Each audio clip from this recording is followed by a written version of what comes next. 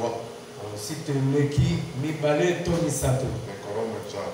Ngonga esekoki. Allons nous tenir debout pour la prière. Chacun parle au Seigneur. Prions. Créateur du ciel et de la terre, notre bien-aimé, nous te sommes infiniment reconnaissants ce soir de voir ta présence au milieu de nous. Nous sommes le bienheureux de se tenir dans cette présence pour élever nos serments. Dieu puissant, j'ose dire aussi comme David, je suis dans la joie. Au moment où l'Esprit m'a dit de venir pour écouter ta parole. Et nous croyons que notre présence en ce lieu, c'est juste pour recevoir ton enseignement. Nous voulons être enseignés pour étudier ta parole, Seigneur, étudier la Bible.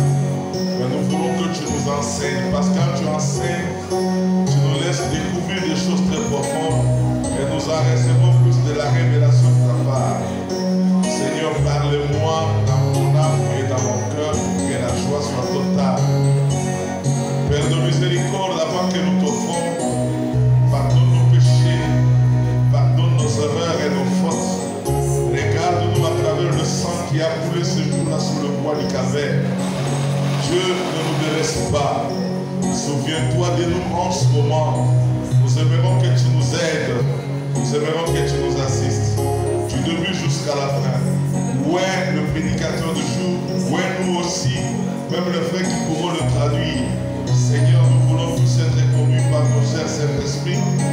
Éclaire-nous et enseigne-nous, Père. Nous remettons tous les nôtres qui sont en chemin. Bientôt, ils vont se joindre à nous. J'aimerais que tu nous assistes ensemble et que tu fais de la manière que nous tous, que nous puissions recevoir ton enseignement. Merci, notre Père. Nous te le prions de combattre pour nous contre la puissance de l'ennemi, contre le diable, contre le démon. Que toi-même, que tu nous préserves de tout mal. Que ta main soit puissante au milieu de nous pour apporter la solution à tout un chacun s'il ose te demander quelque chose. Merci notre Père, avant que nous tournons les pages de la Bible, aide-nous Seigneur afin que nous la lisons couramment au nom du Seigneur Jésus-Christ. Amen. Nous lisons l'Écriture. Nous sommes toujours dans le livre d'Apocalypse. Le chapitre 2. Nous allons prendre à partir du verset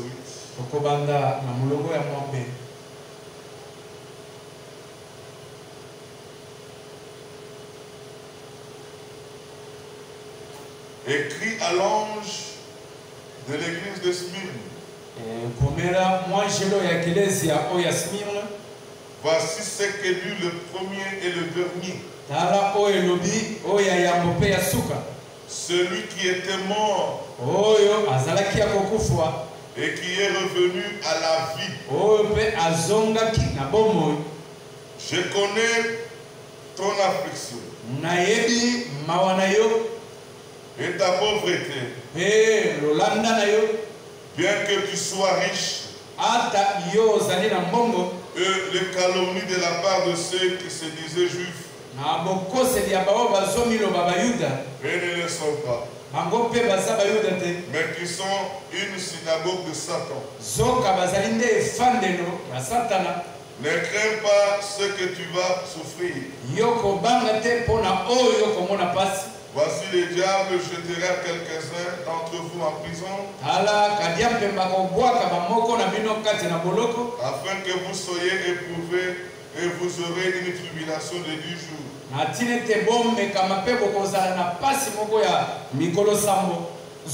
Sois fidèle jusqu'à la mort, et je te donnerai la couronne de vie. Que celui qui a les oreilles entende ce que l'Esprit dit aux églises. Celui qui vaincra n'aura pas à souffrir la seconde mort.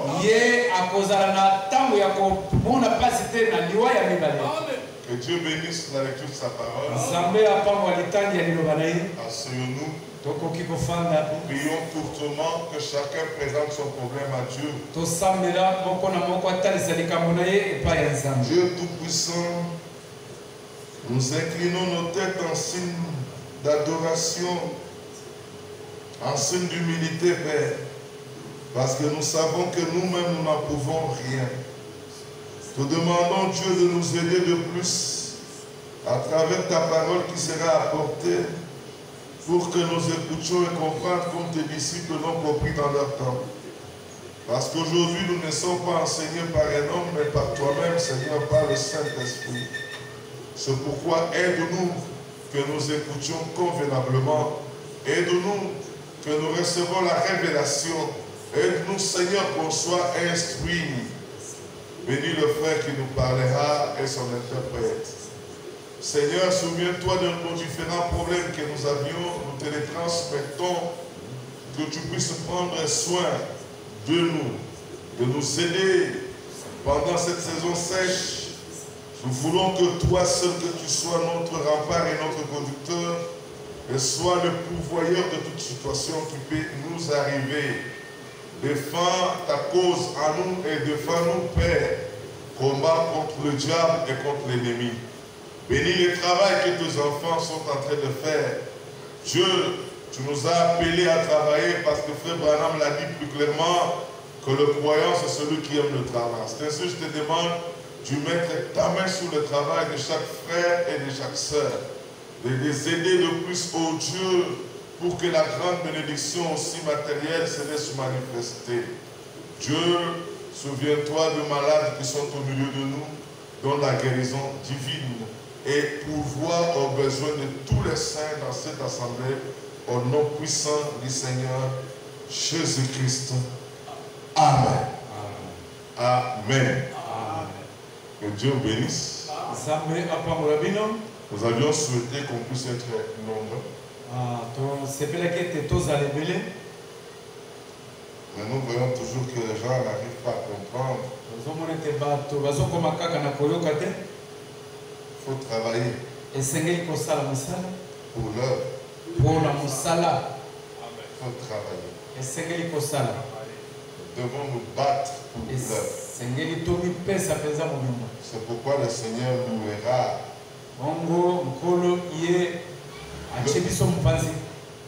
l'œuvre de tout un chacun de nous vis-à-vis de son œuvre.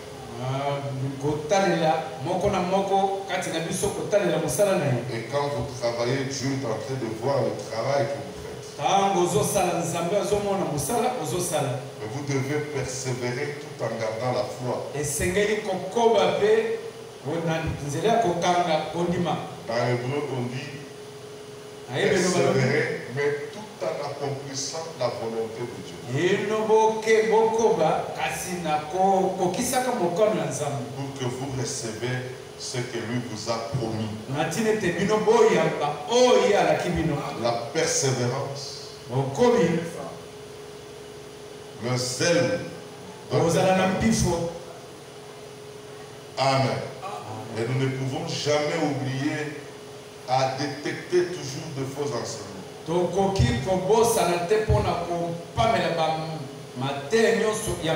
Nous n'allons pas supporter le méchant. Nous devons nous éprouver. Éprouver toujours ceux qui se disent qu'ils ont le ministère. Et nous les avons trouvés menteurs. Nous devons avoir la persévérance même dans la souffrance. À cause de son nom. Nous ne pouvons pas nous lasser. Parce que c'est un mauvais comportement. C'est le premier âge. Les gens avaient le laisser aller. Commencez déjà à faire le laisser aller. un relâchement. Les gens commencent à rétrograder. Mais pas les croyants. Mais le croyant tenait à la promesse. Parce qu'il savait qu'ils vont mourir avant que l'enlèvement de l'église arrive. Mais comme ils vont mourir gardant la foi, ils ont part à l'arbre de vie dans le paradis de Dieu. Ils devaient mourir et aller se reposer pour attendre l'un de ces 4 matins. Maintenant, il nous a été parlé aussi d'un bon comportement. Que si vous voyez que le premier amour était déjà commencé à vous quitter, le premier amour, l'amour de la parole, l'amour de Christ, nous devons prier pour que le Seigneur renouvelle l'amour en nous. L'amour de la parole. Amen. Que le Seigneur renouvelle la joie de notre salut. Parce que les gens qui sont sauvés, ils manifestent toujours la joie de la parole. Et ils ont de l'amour. L'amour de l'œuvre de Dieu. Maintenant, ceux qui n'ont pas cet amour, on leur demande de se souvenir de là où ils étaient tombés. Pour qu'ils se répandent et qui commencent à pratiquer le premier œuvre. Parce que s'ils n'arrivent pas, le Seigneur dit: j'ôterai votre chandelier à sa place. Vous n'aurez pas de part à l'église. Vous n'avez pas évolué. C'est pourquoi vous devez vous répandre. De le premier âge, on a dit que tu as pourtant ceci, ce que tu avais haï de Nicolas. Ça c'est vrai, un homme né de nouveau, une femme née de nouveau, il ne peut jamais accepter l'homme pour le conduire. Il ne peut pas accepter l'homme pour le diriger. Aujourd'hui, nous avons un seul enseignement. Un seul enseignant, c'est Christ. Celui le conducteur de l'église. Celui qui nous révèle ce que nous pouvons faire. Parce qu'au premier âge, les Nicolaïtes, c'était un enseignement qui faisait que commencer sous forme de murmure. C'était un oui-dire au milieu de soi-disant croyants pour mettre à l'écart le Saint-Esprit, afin que l'homme puisse prendre la prééminence. Alors c'est l'œuvre que nous devons haïr. Nous aimons le Saint-Esprit. Amen. Nous aimons la révélation. Nous ne voulons pas l'enseignement d'homme. Nous devons haïr ça. Que celui qui a des oreilles entende ce que l'Esprit dit aux premières églises. L'Esprit dit aux églises. Et à celui qui vaincra, je donnerai à manger de l'arbre de vie qui est dans le paradis de Dieu. C'est ce que Dieu nous a parlé dans son premier âge. Que Dieu vous bénisse. Maintenant, aujourd'hui, nous commençons déjà le deuxième âge. Avec notre frère Pacheli, c'est l'âge de Smyrne. L'âge de Smyrne. Le premier, c'était Éphèse. Le relâchement, le rétrograde. Amen. Mais les croyants ne sont pas des rétrogrades. Un rétrograde, c'est celui qui veut toujours quitter la frontière. Il veut toujours aller au-delà de la frontière. L'Israël est béni dans sa patrie. Et nous aussi, nous sommes bénis car nous sommes dans la parole de la patrie.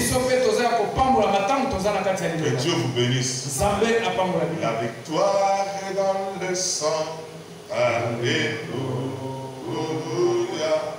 Dans le sang de Jésus-Christ, mon sauveur, la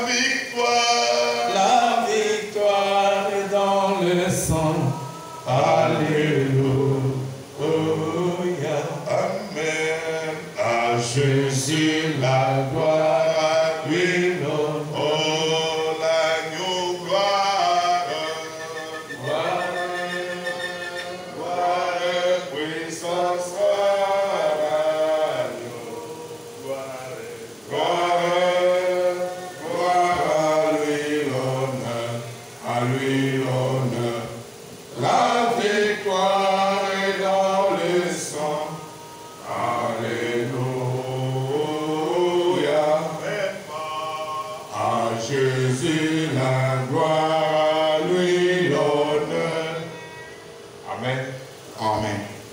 C'est vrai qu'à lui doit être la gloire et l'honneur.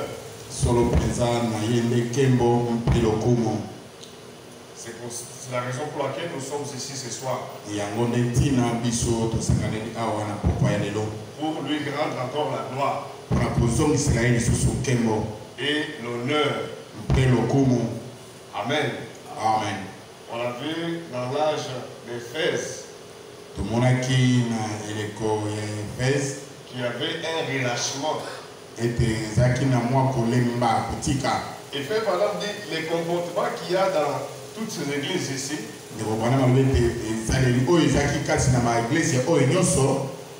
Une partie de ces comportements-là se retrouve aussi dans toutes les églises. Ici, on peut aussi remarquer aujourd'hui aussi qu'il y a aussi un peu de relâchement de la part de certains frères ou de certaines sœurs. Il y a des choses qui doivent être une obligation pour un enfant de Dieu.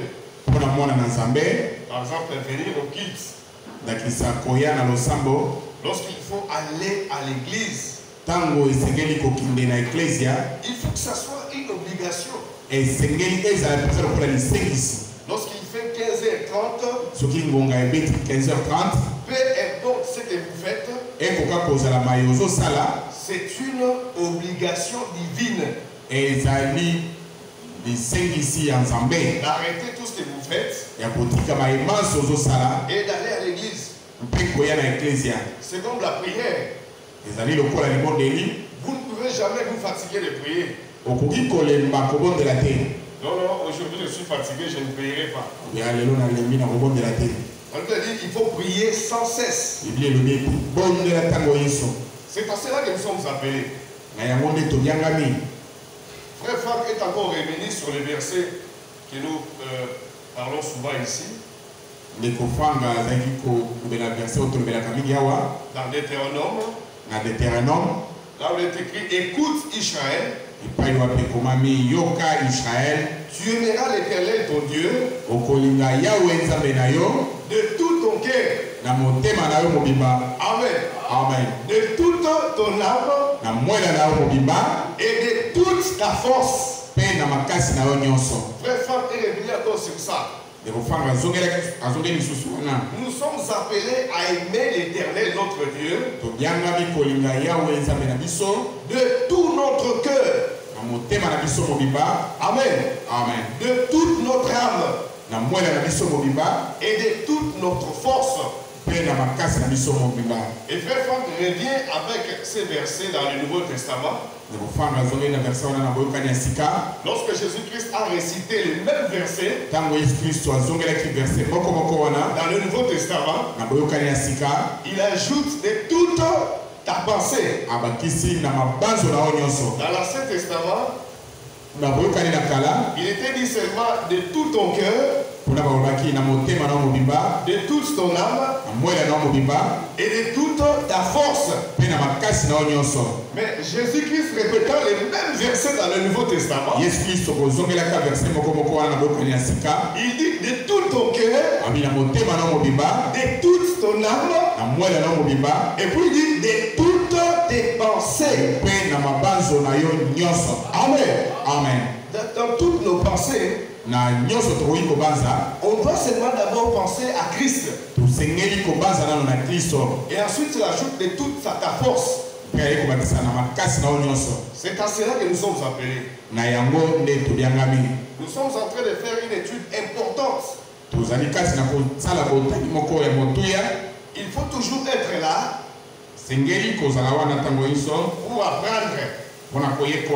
Parce que vous êtes appelés aussi à devenir des prédicateurs. Vous êtes des prédicateurs. Là où vous travaillez, dans vos maisons, surtout pour vous les hommes.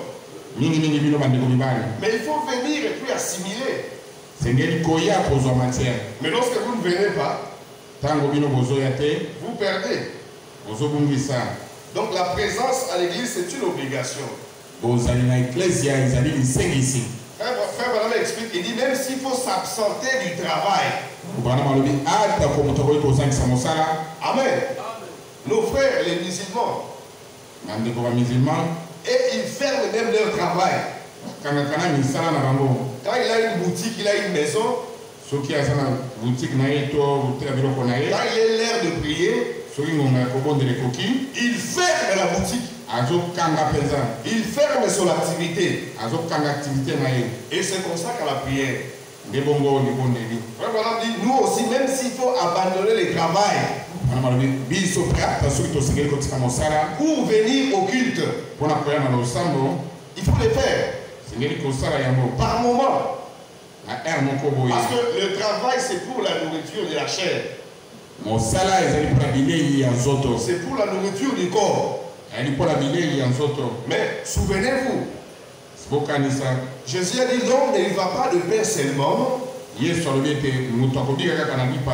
mais de toute parole qui sort de la bouche de Yahweh.